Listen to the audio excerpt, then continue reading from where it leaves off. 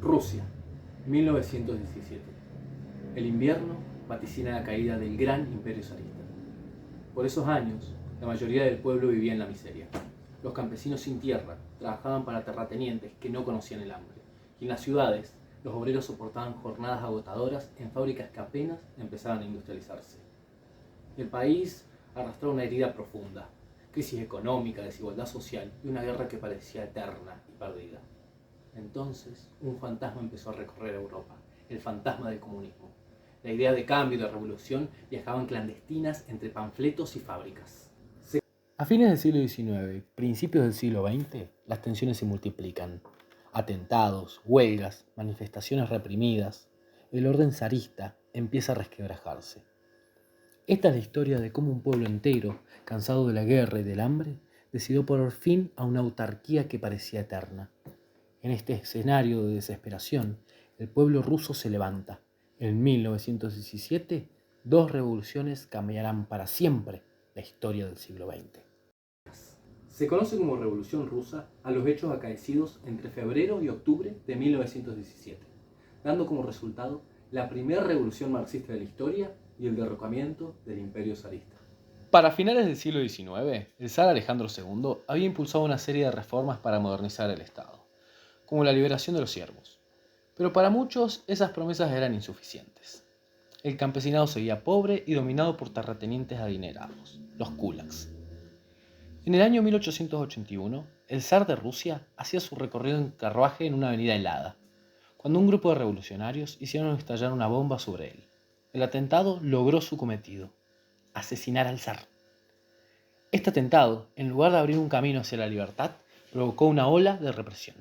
Su sucesor, Alejandro III, endureció aún más el control político y la censura. La tensión en el Imperio ruso siguió.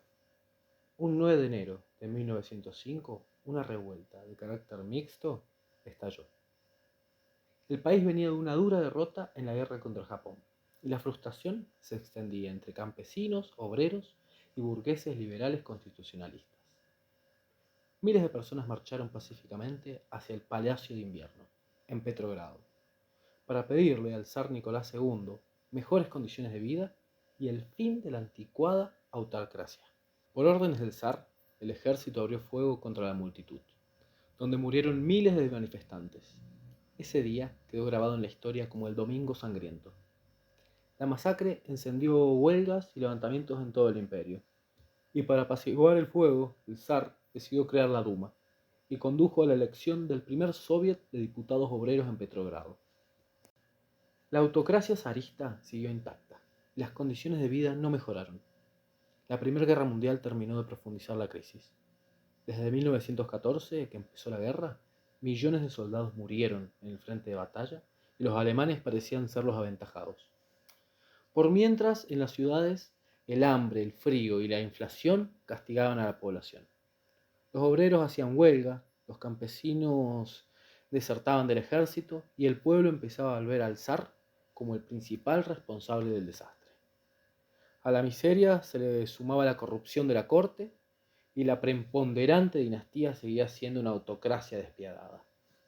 12 años después de 1905, las mismas calles que habían sido manchadas a sangre volverían a llenarse de manifestantes. Rusia ya estaba lista para una nueva revolución. En febrero de 1917, la situación rusa era realmente difícil. Enfrentada militarmente a Alemania en la Gran Guerra, su ejército, asediado, pertrechado y con una baja moral de combate, se desintegraba lentamente. En el plano interno la cosa no iba mejor. Las duras condiciones sociales existentes, la represión política ejercida sistemáticamente por la autocracia zarista, junto al problema de la opresión de las nacionalidades no rusas, favorecía el levantamiento del pueblo. Ante la pérdida de control, el zar Nicolás II abdicó el 2 de marzo de 1917, poniéndole fin a más de 300 años de dominio de dinastía Romanov. Con su caída, el poder quedó dividido entre dos fuerzas. Por un lado, la Duma, que formó un gobierno provisional, compuesto por liberales y moderados que querían establecer una república parlamentaria. Y por otro, el Soviet de Petrogrado, controlado principalmente por mencheviques y socialistas revolucionarios. que representaban a obreros y soldados. Esta situación de doble poder generó tensiones desde el inicio. El gobierno provisional decidió continuar la guerra junto con las potencias aliadas, mientras los soviets exigían paz inmediata, pan y tierra para los campesinos. En ese contexto de crisis política y descontento social, los bolcheviques, liderados por Lenin, comenzaron a reorganizarse con una consigna muy clara: todo el poder para los soviets. La Revolución de Febrero había derrocado al zar, pero no habían resuelto las causas del malestar. La revolución apenas comenzaba. Dentro del Partido Obrero Socialdemócrata Ruso, habían dos corrientes principales. El sector que será denominado menchevique, el cual pensaba que la revolución burguesa, de carácter liberal, precedería a la revolución social dirigida por la clase obrera proletaria. Por lo tanto, el papel del partido consistía en acompañar a la burguesía en su lucha contra el zarismo. Consideraban la necesidad de la etapa democrático-burguesa, tal como Karl Marx había caracterizado en las sociedades europeas, y afirmaban el carácter progresista de la burguesía. Por el otro lado, el sector bolchevique juzgaba que las políticas mencheviques significaban desarmar a la clase obrera, siendo que estaban maduras las condiciones para tomar el poder. Afirmaban que el desarrollo del capitalismo en Rusia ya había creado las condiciones objetivas para la revolución, y correspondía al partido crear las condiciones subjetivas para realizarla. El desarrollo de la situación después de la Revolución de Febrero confirmaría el punto de vista de los bolcheviques, sobre que aquella no podía mantenerse dentro de los límites de una revolución exclusivamente burguesa. A lo largo de los 7 meses febriles, los sucesos políticos y militares fueron decantando la situación a favor de los bolcheviques. En un primer momento, y bajo el gobierno de Kerensky, los mencheviques eran mayoría en el gobierno. Su política de continuación de la guerra continuó al nacionalismo para consolidarse, y sus vacilaciones frente al poder de la burguesía, así como la agudización de los conflictos sociales que provocó su política económica, los inclinaron cada vez más hacia la derecha. Ante una situación social y política que se degradaba rápidamente, no vacilaron en recurrir a la represión. Los bolcheviques, minoritarios hasta entonces, aprovecharon para crecer y organizarse. Predicando constantemente una paz inmediata para poner punto final a la guerra con Alemania, cada vez más impopular, organizaron los soviets de soldados que se iban sumando a sus filas. Organizaron también soviets de obreros en varias otras ciudades. A instancias de Lenin, y no sin resistencias internas, los bolcheviques decidieron la revolución armada confiándole a Trotsky la conformación de un ejército, la Guardia Roja. Al amanecer, la toma del Palacio de Invierno en San Petersburgo, sede del gobierno, marcó el comienzo de la revolución. Las asambleas de los soviets de soldados, de obreras y de campesinos dieron el poder a los bolcheviques. Con la caída del gobierno provisional, el segundo congreso de los soviets proclamó el traspaso del poder a los soviets y aprobó el decreto sobre la paz y la tierra, poniendo fin a la guerra y comenzando la redistribución agraria.